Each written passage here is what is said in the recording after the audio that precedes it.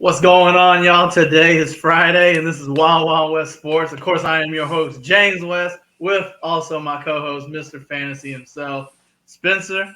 Yo, how's it going on this Friday? My man, it's going excellent down here in the H. How you doing today, my man? I'm doing good, man. I just got back from the zoo. My daughter enjoyed. Our third co-host enjoyed seeing some birds, seeing some tigers, seeing Oh some man, giraffes and some buffaloes. So yeah, man, it was a good man, day. I won't lie, dude. I hate birds. You hate This is a birds? weird way to start the show off, but I can rant about how much I hate birds. I think they're pointless. I hate them. I hate birds. Now I do remember one time there was a point where there were people that were like protesting if birds were real. So you one of those type of people. Hey man, I'm just saying. It wouldn't surprise me if birds are fake and they are plants from the government. I think there's some validity to Yo, man, I'm telling you, every week is something new. Like I said, we're that. talking about Taylor Swift, next we're talking about reading books. Now we're talking about birds. Well, I like showing that we have some duality to us. We are obsessed with sports. We're huge sports nerds for sure, but we do have some depth to us, right? I think Yeah, so. definitely. I agree with that. Yeah, definitely. I agree. Hey, before we get the show started, of course, man, hey, this Tuesday, you'll be seeing this face and that face on YouTube Live for the NBA Draft Lottery May 16th.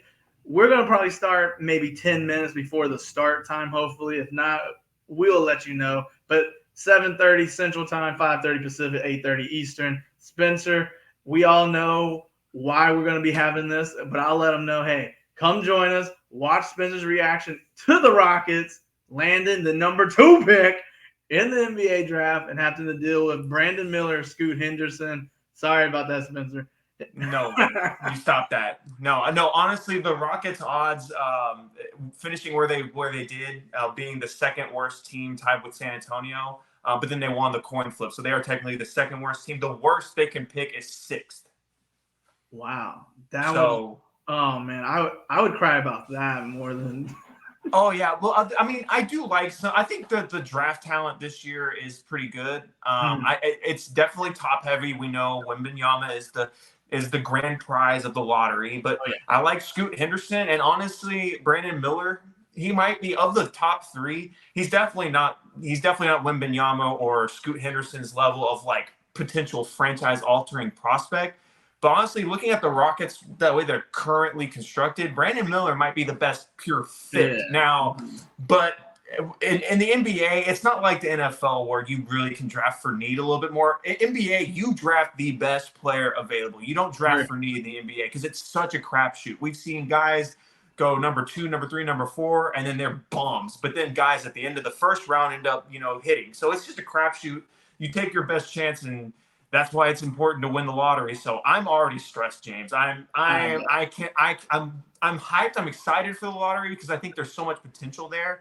But if we don't get a number 1 or number 2 pick, I'm going to be very upset. I would be upset as well. But like I said, hey, Tuesday, May 16th, YouTube Live, we will have the NBA Draft Lottery reaction for Spencer and the Rockets, and also with the Pistons and Spurs. You come and join us, comment, give us your takes, give us who you think will get drafted or get that number 1 spot. We will be there for that. And as always, follow us and Athletically Decline on all social media platforms and subscribe to the YouTube channels because Athletically Decline is blowing up slowly. It's a slow burner, but it is heating up really good. Hey, that's all I'm going to say.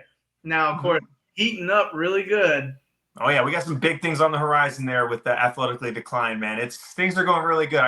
There's some things that me and James were talking about before we started recording that we can't share just yet. But I'm very excited. Let's just say there's a lot bigger things than you might expect for a group of guys that have only been doing this for a month and a half. Yeah. So I definitely agree. Things are going well. Yeah, and I will say on top of that, before we get into the NFL release schedule and all of that, of course, watch Red Shirt Year episode 1 and 2, and of course, watch Mr. Fantasy Winners and Losers episode 1, the way too early mock draft with Chasing Rabbits Craig on episode 2. Hopefully, Red Shirt Year 3 is coming out. Hopefully soon. We'll see about that. Spencer, hopefully episode 3 for you is coming out soon. Well, that's kind of part of what I was teasing a little bit, but more on that to come. But I do want to talk to you about one thing before we get into our meet. You left a comment on the Mr. Fantasy YouTube, and I have a bone to pick with you now. You said Craig's draft was better. I want to hear why. Yo, I love Craig's. I actually love Craig's team more. Just like I think is it the Mahomes and Kelsey stack? Because I like that stack. It might be it might be that, but it was something else. I think I had liked his his bench. I think he had DeAndre Swift and some other guy. It like, don't get me wrong, it wasn't like your team was here and his team was here. It was I was like I said, I was trying to find hairs to pick. And I went with Craig. So well, I just figured you might pick mine because did you see who my quarterback was? Yeah. Oh yeah. It was I had old boy Jalen Hurts, man. Oh, arguably the best fantasy quarterback of the last 2 or 3 years. Mm-hmm. Oh yeah, I agree. And talking about Jalen Hurts and the Eagles and all football, we're not going to talk about fans. Yesterday was the NFL schedule release. Now, Spencer, I'm going to start off by saying this. I think the NFL schedule, whatever release show, is so overrated when you give me like 35% of the games before the damn show. I know. It's like watching the NBA or NFL draft where you might as well just watch it on Twitter. Like, there's no pomp and circumstance at the time watching actual programming. Like, you get everything, all the info is on Twitter already. Yeah, like, and that's the thing. Like, if you'd have gave me some random, like, for me being the Eagles, and you'd give me some random, like, oh yeah, Commanders are playing Philly week 6 or whatever, I've been like, okay, fine. You know, I'll wait to see who they really line up on Thursday. But they've already lined that up. You know, of course. Now I did see that your Texans got 16 noon games and maybe 3 p.m. Yeah. And it's interesting, the 3 p.m. game is in Houston. Usually that's a game that's on the West Coast, but they're playing a West Coast team. Not West Coast, but the Denver Broncos are going to be playing at 3:05. But I mean, I'm not entirely surprised that they didn't have any primetime games because the NFL changed those rules this year where not everyone has to play on Thursday night and some teams might play twice. That was usually the one primetime game the Texans would get. However, I am a little surprised. I looked at the I'm looking at the schedule right now. The Week 8 matchup between Bryce Young, first overall pick, and second overall pick C.J. Stroud for the Texans, I figured that might have been one to at least, I don't know, you could have done that on a Thursday night and you know, ramped up some viewership. Yeah, that's the type of Thursday night games we're used to, like 2 bad teams, but you can kind of twist a good storyline to make it watchable. That would have been a good primetime game, but that's a noon game. But, you know, honestly, I'm cool with that because it gives the Texans some motivation. Because we know flex scheduling becomes a thing around week 12. So you got 12 weeks to become a good team. And if you become a good team, you'll get some primetime games at the end of the season. Some primetime games. Yeah, that's for sure. I will say, of course, before the schedule release happened, Texans, were already going to be labeled the 3rd easiest schedule in the NFL. It happens. Like we've talked about plenty of times. If your division's really horrible, you'll get an easier schedule. And, of course, now the AFC East and the NFC East have, all 8 teams have the top 10 toughest schedules. Philly is number 1, which, I'm not surprised, but I am a little nervous, Spencer. The first, I will say for the Eagles, we're going to have to win a lot of the first, I think 8 games, because after our bye week, because I think it's before the bye week, because we play the Cowboys, then before the bye week, then it's Chiefs, Bills, Niners, Seahawks, Cowboys. And I'm gauntlet. Holy hell. And I think I read something that stretch combined record was 70-30 last season. So Billy better, buckle down and hey, you better start off the season hot, 6-1, 7-1, and then let whatever happen, and then pick it up at the end where we got to the Giants twice in the last 3 weeks, which I don't like that. I don't like that. I don't like the whole division week 15 and then 17. It's why can't you stretch those teams out? But yeah, I agree with that. I think you should play your everyone in your division once before the midway point of the season and once after the midway point of the season. Yeah. It's not fair to bunch them up like that because of health and players start or teams start falling out of contention and resting other players, and then there's just so many like variables at play whenever you put them together that closely. I feel like you don't get as good of a true representation of like how good these teams really are whenever you bunch them together that close. Yeah, I agree. Now, hey Spencer, quick question. Now, I've already been receiving some no's about this, like they don't want to see this because Philly and the Giants are playing on Christmas Day. I want to see the Kelly Green and the Giants all red jersey. Do you want to see Christmas colors on Christmas? I've already been told no a few times. I want to see it. Do you want? Dude, I like it. What kind of Scrooge would be saying no to Christmas colors on Christmas? That's crazy. Yeah, that's what I was saying. I was like, what the heck? Like, I would enjoy this. Now, why do they hate Christmas? That's what I want to know. I know, right? You would have thought that would have been someone from Philadelphia, but he's not. He's not from Philly. So, other than that, so I'm looking. How do you like the opening night game, Lions at Chiefs? I love that. Man. But I love that. I think the Lions are a team to really keep an eye out for this year. I think they're going to be a lot better than they were last year. So having them go up against the defending Super Bowl champs, I think that's great. I think a lot of people were predicting, because we know the Eagles are going to play the Chiefs this year. It's going to be a Super Bowl rematch. I think a lot of people were thinking that was the natural shoe-in fit to be the opening night. But I think the NFL was smart because they can save that game for later on in the season. What week is that going to be? That one I want to say is week 12. Week 12, week 11, Monday Night Football. So it's like November 20th or maybe November 13th. I forget. Yeah, because both of those teams should be contending teams, and so whenever you have a game like that later on in the year, it adds more depth and power to it. It makes it more watchable whenever you can say, all right, it's a Super Bowl rematch between the 8-1 Chiefs and the 7-2 Eagles, or whatever their records are going to be. I would hope 7-2. That's what I think that's a fair prediction. I mean, we could, if we went on another episode, we can go line by line and pick off. We can definitely do that. Yeah, we'll do that on one of these episodes for sure. Yeah, I like that. Now, I want to hang on, James. I want to add one thing. There's a really cool note I found this year. Adam Schefter tweeted it out, and I think it's really, really interesting. So this is the most playoff rematches in NFL history from the year before that we're having this year. 14 2023 playoff rematches are happening this fall. We have the Super Bowl rematch I mentioned earlier. Right. Both conference championships are going to have a rematch. The entire divisional round is going to have a conference rematch. All the NFC East teams are in.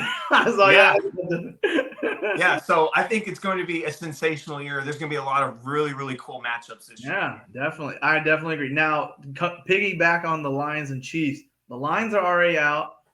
They got Chiefs right now. Already? 6.5. And the over-under, I've seen it at 51.5, but I've seen it also at 53.5. So right now. 53. Right now, your bet. Right now. I don't like betting unders on games because that's just no fun, but 53 is high. And I think the Chiefs they're a great team. And even though I expect the Lions to take a jump this year, that's an under for me. That's an under so for me. You know what? I'll do the 6-point teaser. Give me goddamn Lions plus 6.5 and under 59.5. Just give me that. Just give me that teaser right now. But I will say, with the schedules and all that, is there a game that you might have seen that was released that you're really excited for? That could be the Texans schedule, or that could be, for example, the Aaron Rodgers schedule. I mean, that's actually where I'm going. I think it's really, really cool. We have a rematch, or not a rematch. We have a matchup with the last two winners of the MVP trophy. The Chiefs and the Jets are going to play this year. That is going to be week 4 on Sunday Night Football. The two most recent MVPs facing off in what could be a very important game in the AFC playoff picture, because both those teams are going to be trying to contend, and that could be a tie-breaking scenario down the road. So very, very important game happening early on Sunday Night Football. Man. And let me say this too. Sunday Night Football, this is random take, but while we're talking about where they're going to be the primetime games, I'm going to put this take out there. Mike Tirico and Chris Collinsworth are the best play-by-play and color commentator combo in all of football. I agree with that, man. Holy heck. I like them. I think the worst are Joe Buck and Troy Aikman. I hate them. I just, don't really care. I don't mind Al Michaels and Kirk Herbstreit. I enjoy them on Thursday night. I think they're not used to each other yet. Yeah. Well, what's funny is that those two, even this last Thursday, they're getting in on it with the poor scheduling. Like, you could hear them throw little jabs out there, like, "Yep, no one scored a touchdown in 8 quarters. We've been." Yeah. Like, yeah. It was a rough stretch last year. So I enjoy that. No, I do agree with the Mike Tirico thing. You already said you already said Chiefs and Jets. Yeah, man, week 4 on top of Jets and Bills, week 1 Monday Night Football. Woo! Tyler and the Jets. And Aaron, you better get ready, man. You better buckle up, man. Oh yeah, he's not used to this. Hey, he's not used to this. Yeah, no, I totally agree. I would, for me, I'll be a homer, and I'm probably going to go with the Eagles and 49ers game. I'm glad it's scheduled later in the season because, as I mentioned in our group chat, if this was labeled week 2, I'd hear every 49er fan crying their ass off. Oh, there's no Purdy, there's no Lance, there's no one. It's Sam Darnold, and the Eagles got away again. Don't worry, you're gonna come back to Lincoln Financial Field and get that ass whoop again, man. I'm just saying, I'll book it right now, man. Just book it, man. Yeah, no one should feel worse about the schedule release though than Giants fans. Did you see how bad they got screwed? Tell me, because I enjoy when I hear that. The Giants have to play 7 road games the first 11 weeks of the season.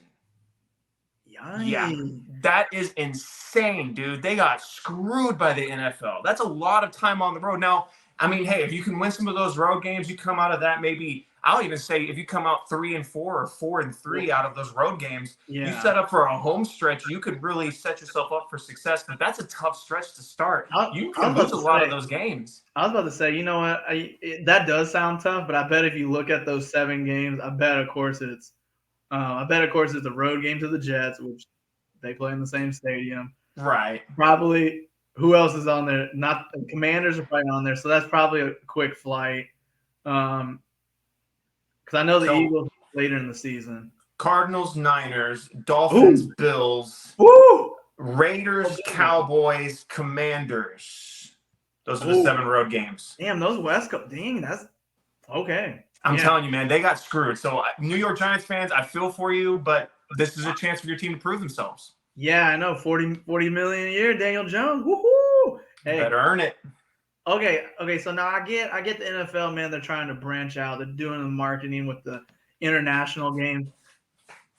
I don't know how I would feel if I'm a Jaguars fan getting 2 London games. Now I hope they're labeled as away games, or maybe one's away, one's home. But I'm thinking to myself, like, unless like there's an underline that I don't know about, like deep down in the organization that London loves the Jaguars and it's just like we want them, this and that, then I'm cool with it, I guess. But if I'm a Jaguars season ticket holder, I don't know about that. Yeah, I think part of it is if I remember correctly, I think the owner does have some ties to England. Khan, I think he has some ties to London, perhaps. But one thing I will say, like you bring up a good point about the international games. When they added the 17th game to the regular season, I was always wondering like how they can decide if you get an extra home game or a road game. Yeah. Why don't they just have every team play 1 international game, and that's your 17th game? You get 8 home, 8 road, and then 1 neutral site. Like, to me, that seems like an easy fix. And the NFL loves their money. That's like a ton of extra money coming in from those international revenues. Like, I don't know. Why don't they ask me to solve these problems for them, James? Yeah, I know, man. Shoot, why don't they ask these guys from the couch? Who they asking in the suits, man? Ask us. We're over wearing just regular T-shirts and hats and all that. But hey, matter of fact, I remember the answer I actually do about which games I'm actually. And of course, again, I'm looking at the Eagles' schedule. I am interested in, of course, the Week 1 game against the Patriots at New England. Of course, that was Super Bowl 52 rematch. My wife's a Patriots fan. I'm an Eagles fan. I'll be in Atlanta for that. So I can't wait to watch that at 4:25 Eastern or whatever. And then, of course, but also the Mac Jones versus Jalen Hurts, the Alabama quarterback. And then on top of it, Dolphins and Philly, Tua versus Jalen. Now, that one will be a little more spicy because, of course, after what Jalen did in Alabama and then, of course, got Ben transferred to it. That game I'm a little more interested in. That is an interesting matchup. I think both those guys will say nothing but nice things about each other throughout the week, but when it comes time to strap it on, they're going to want to win that game for their pride for sure. Matter of fact, hey, a game that I'm interested in, and you may not think so, but man, I think the hometown Houston Texans are coming to Atlanta October 8th. I think I might be an appearance. I might make an appearance to see the Texans play the Falcons, man. Yeah, go do some scouting for us, man. We can report back. Yeah, I'll report back. So you'll do it a lot more objectively than me. If I were to go, I would just be in awe of C.J. Stroud and Will Anderson actually being in Texans uniforms. We'll see. We will definitely see. So, like I said, hey, that was our segment on the schedule release. Hey, of course, always throw in your comments, ask us questions. What do you like about the schedules? What you don't like? We will answer them. Of course, we're a jack of all trades, but we're gonna make this episode really quick because tomorrow, me and Spencer have a special with the basketball side of things. We won't get in all the details, but be ready for that episode before all the game 7s. So be ready Saturday. But we're gonna go into wild, quick takes now. Spencer, man, you know these are quick. These are quick. But I'm not gonna lie, I'm a little worried right now. You know, I love the college side of sports, but lately, man, I've been reading too many reports that student athletes are getting caught gambling. Everyone's online gambling now, and of course, Iowa's been hit, Iowa State's been hit, and of course, no one's really talking about really what happened with Detroit Lions and all that. But now with the integrity of college sports, now of course. The underline of this, not everyone, everyone thinks all the college athletes are getting paid. They might be getting paid, here, but they're not getting paid like Bryce Young or, CJ. They're not always getting paid millions. So, hey, man, if people only getting, the little guys only getting $20,000, maybe endorsement checks, this and that. You got to watch out. Some of these players might be, gambling and, make a little more bucks. Of course, you see all the Netflix documentaries of people who were doing that in the 90s. Yeah. Look, here's my thing with that, man. Maybe I'm just an idiot and I don't understand the logic behind this, but if you're not betting on a game that you are actively participating in, what's the harm? Do you understand that at all, James? I don't. I don't understand. The Lions players got suspended for betting on other sports connected to their team facilities Wi-Fi. If they had disconnected from the Wi-Fi, they wouldn't have been suspended. That's so stupid to me. If they're not actively participating in the game where they can affect the outcome of said game, if they're just watching a random baseball game being played in Japan at 4 a.m, let them bet on it. What is the problem here? I don't get that. They're no different than me and you. We place our bets and we let it ride. We're not participating in these games. Why are they? Should we be suspended? Should we take like a 6-week hiatus from doing this? No, we're not going to do that. We're not taking that. That's dumb. That's dumb. Yeah, that's dumb. Yeah, no, I totally agree. Yeah. Of course, like you said, if they're not participating like that, college baseball Alabama coach, man, when I heard that story, that's bad. This high school coach calling him. That's bad. That is bad. One thing is, you can't bet large wagers on college baseball. Dude, this is not college football. It's not freaking NFL. It's not NBA, and it's not MLB or maybe college basketball. Top 5 sports to bet on. Don't throw no huge wager on college baseball. Come on. And that's like the hardest one of the big 3 to bet on, honestly. I have much more success betting football and basketball than I do baseball. Baseball's so random. Baseball is so tough. Yeah, I only stick with one bet in baseball, and that is the no runs in the first inning. That's it. Get it in, we love it out, and that's it. Like, I can't bet no overs, can't bet no unders, So that's my quick take number 1. Of course, man. Hey, we're betting people. Me and Spencer, we enjoy betting, so that's why we bring this up. Now, number 2. Now I'm not gonna lie, man. My guy LeBron, of course, everyone knows his son. I call him LeBron Jr., but he wants to be called Bronny, whatever. That's so big. That's his business. Now, part of me was a little shocked he did decide to go to, USC. Now, of course, I'm not surprised because, his dad's in LA, the whole family's in LA, whatever. I was surprised it wasn't Ohio State, but then again, of course, I'm one of those that hey, man, do something that your dad never did, But, Spencer, what are your thoughts on Bronny going to USC? And, hey, USC potentially being a title contender next year. Yeah, that's what I was gonna say. Is I think they have a lot of prospects coming in. You add Bronny to that, so the NIL money is gonna be flowing down there in Southern Cal, and he will be one and done. There's no doubt about that. Oh, yeah. Do you think there's any chance at all he comes back for his sophomore year unless he's like injured or something? I would even come back if he was injured. Yeah, honestly. Unless the NIL money's good, which I think he's only supposed to be making like 5.9 million. I think that was his evaluation. Only. Oh yeah, right. Hey, Bronny, send that over this way a little bit. We already know you've been making money off freaking the Fast X commercials and this. Mm-hmm. But no, I was surprised it wasn't Ohio State, just because I don't think his dad would have pushed the envelope, but then in the back of his head, if I would have done it, just been like, hey, my dad wanted to play at Ohio State, he never did, so let me show you how it's done. But we'll see what happens with that. That's my quick take on number 2 and number 3.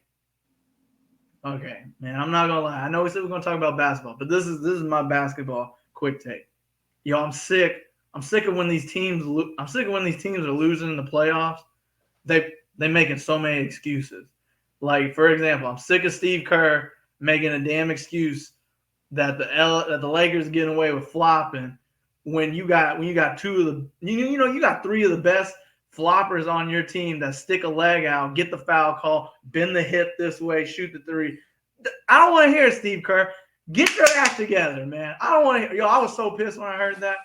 Like, I was so mad. Don't get me wrong. Yeah, NBA flops. They all flop. It's like baseball, cheating in baseball. Everyone does it until you get caught.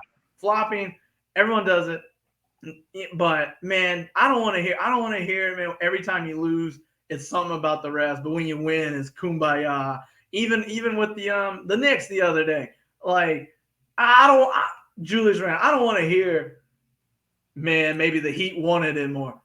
I don't want to hear that. You get paid millions. I'm with you, man. The whole thing is, like, first off, you're spot on. Like, today's era of basketball is a flopping era. I mentioned it when we had the roundtable on Monday night, but we're talking about like the legacies of like guys like Kareem Abdul-Jabbar and LeBron and MJ. And everyone always likes to talk about like, oh, LeBron he's such a flopper. He wouldn't have been able to handle the physicality. Dude, are you serious? The dude is 6'9", 260 pounds. If he was allowed to play in an era where there wasn't any like fouls being called, he would be trucking everyone. And on the other side of that, you think Michael Jordan, an absolute student of the game, someone who works his ass off to be the best at the game when he's playing, if he was playing in today's era, do you not think he would master the art of knowing how to embellish calls and flop all over the place? He'd be the best at it. He would be the best at it. So spare me the era talk. Like, both these guys would dominate any era they played in. Like, that's crazy to me. I know MJ would dominate in this era, like you said, with the foul call. Because hell, even that one video clip we always see, you see that little ref. He's like, Michael, I ain't seen no hands, but I believe you. All them damn calls. Man. Oh yeah, dude, the refs loved MJ. Everyone loved MJ. He was so romanticized back then. He played his game to whatever the era was. So I have no doubt in my mind he'd be a flopping little fish if he played in today's league. No doubt. No doubt. And hey, that's it. That's it for me. Those are my 3 quick takes. Spencer, what are yours before we wrap up this Friday episode? Yes, sir. So again, we're not going to touch on basketball. So we're going to not too much. We are going to. This is a basketball topic, but just so everyone knows, we are taking over Hezzy Takes tomorrow morning on the Athletically Declined channel. You said you weren't going to say anything, and I was like, I'm going to spoil it a little bit. I'm sorry, James. I'm looking forward to it. But we're going to be talking about all the NBA action. Hopefully, we're talking about 2 Game 7s. I know, James, I'm sorry. I do want a Game 7 on Sunday. We have at least one right now, but we're going to preview potential Game 7s. And if not, we'll preview potential conference finals matchups. But some big news this week happened in the NBA. They announced the All-NBA teams. So I'm going to read them off for you, James, real quick. I have a couple of thoughts, and we'll just go through these real quick. So first team is Giannis, Jason Tatum, Joel Embiid, the MVP, Shai Gilgeous-Alexander of the OKC Thunder, and Luka Doncic round out first team. Second team, Jimmy Butler, Jaylen Brown, Nikola Jokic, Donovan Mitchell, and Steph Curry. In the third team, Julius Randle, LeBron James on the third team, Domantas Sabonis, De'Aaron Fox, and Damian Lillard. James, from that list, what jumps out to you? I'm not gonna lie to you. I mean, now of course I'm pretty sure now. Watching the way Sabonis played against the Warriors, I'm I'm I'm a little like I don't even know how he even made the list. Don't get me wrong, I'm not saying he's not great, but we're talking all NBA and dude was getting killed by Kevon Looney, who's not even doing anything in the Lakers series. Man. I'm sorry, Sabonis at third team. I'm a little iffy on that one. I'm also gonna say Damian Lillard. I'm not saying he's not good, but just how of course I know he dropped 71 game, but I think with the new CBA, I don't think he would have been in. He wouldn't have been on the All-Star team. I know LeBron would have been on the All-NBA team. So a lot of people would have been on the All-NBA team. I'm glad for SGA, man. Dude's dropping 30 points a game. Dude, he led his team, got an upset victory in the playing game. Almost made it. I will say this.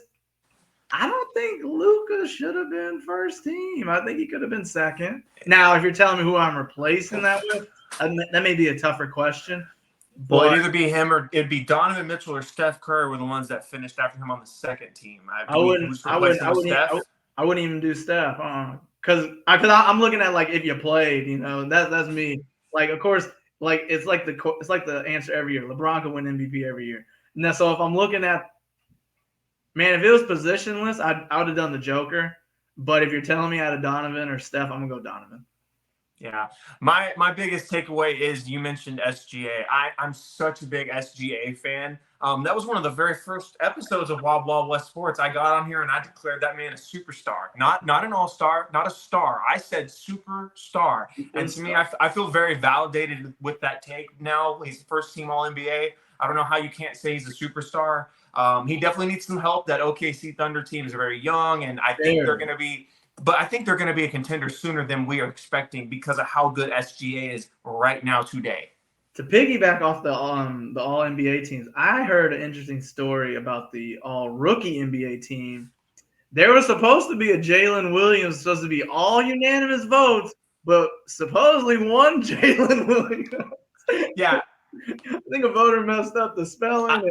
I saw that. No, actually what happened was it wasn't a mistake. The guy that voted for that Jalen Williams had both Jalen Williamses on his first team. Wow. Okay. Yeah. So it wasn't a mistake. So there was someone that was goofy and left Jalen Williams off, who was one of the best rookies in the league this year. Yeah. But I was happy. If we're going to talk, we can mention rookie to all teams real quick. I'm just happy to see both my Rockets rookies, Tari Eason and Jabari Smith, got some love. Both of them were second team guys. Both guys really look good, to be good building blocks for the Rockets going forward. Possible that one of them or both of them get traded if they really get serious about contending this summer. Big summer ahead for the Rockets. For now, I'll enjoy my rookies. It was fun watching both of them this year. Jabari, honestly, if Jabari had played after the All-Star break, if he played that way the whole season, he would have been first team, and he would even rivaled Paolo for Rookie of the Year with how well he really played well down the stretch. Jabari Smith looks like a really good player in this league. Once he kind of got his filling in and he kind of got some confidence in his shot, dude really took off. Yeah. All right, I like that. I like that first take. Yeah, the NBA All NBA. Yeah, it'll be interesting with the new CBA coming around. Who will be All NBA in the future? Because the minimum games is going to be a big part of that. Did you know this year, Jaren Jackson, who won Defensive Player of the Year, next year he wouldn't have been able to win it because he only played, I think it was 62, and he missed it by 3 games. So he wouldn't have been DPOY next year. Dang. Ooh, I have a feeling. I can't wait for NBA Twitter then for that. Everyone's gonna be crying. That's what I'm saying. Things are gonna get real toxic. AD and LeBron gonna be crying. They're not on the All NBA team, but they only played 48 games. Dude, show up, man. Yeah. And I hope teams see what happened to the Clippers this year and they take note of that, because they load managed all year and got cooked in the first round. So I hope teams realize that load management really doesn't do that much. Yeah, definitely. So, Spencer, any more wild takes or no? That was it, man. I just wanted to talk about the all NBA teams, Oh, man. So we'll save the rest of our Yeah, basketball we'll takes say for the rest. tomorrow. Yeah. Yeah. Hey, we're gonna wrap up this quick episode. Hey, man, like I said, I'm a little wore out from the zoo. I might have got a little sun. It's okay though. The weather was great. But hey, as Spencer said, we're gonna have a Wild Wild West takeover on Hezi Takes tomorrow. Spencer, should we make it live or no? I'm down to do it live. Let some people come in and jump in some comments. Yeah, I will clip this, and hey, we're gonna go live. You know what? Book it. We're gonna go. Hold up. Matter of fact, what time? Oh. Yeah, we were talking about talking live, and let's figure that out off air when we post the clip. We'll have figured it out. All right. Yes. Okay. So repeat now. Wild Wild West takeover on Hezi Takes. I'll have Spencer be the host, and I will be the co-host. Let him reign this episode. Hey, we're gonna have preview of possible game set, maybe 2, maybe 3, depending on the Knicks tonight. We'll see what happens. But hey, you tune into that. We'll preview the conference finals and maybe talk about the Suns or whoever else loses this. Maybe even a potential if the Sixers lose. We talk about what's going to happen with that team. We'll see what happens Sunday, and we'll see what happens tonight. Hey, all I'm going to say is, go James! Go James! I need you, LeBron. Do not go to Game 7. I don't want to hear it. Get the job done. AD, you're not concussed, man. Get your ass on the court. Get on it. Lonnie Walker, you do that again, man. Drop 17 in the court. D'Angelo, I need 30 from you in the first half. Schroeder, I need you to. All right, Spencer. Hey, anything Go else? off, man. Go off. No, I'll end it on this, man. Hey, it's Mother's Day weekend. Happy Mother's Day to all the mothers, Katrina included. Tell her I said Happy Mother's Day. Yeah. And you know what? Everyone make sure you take care of your mom this weekend, all right? Tell her you love her. Buy her some flowers.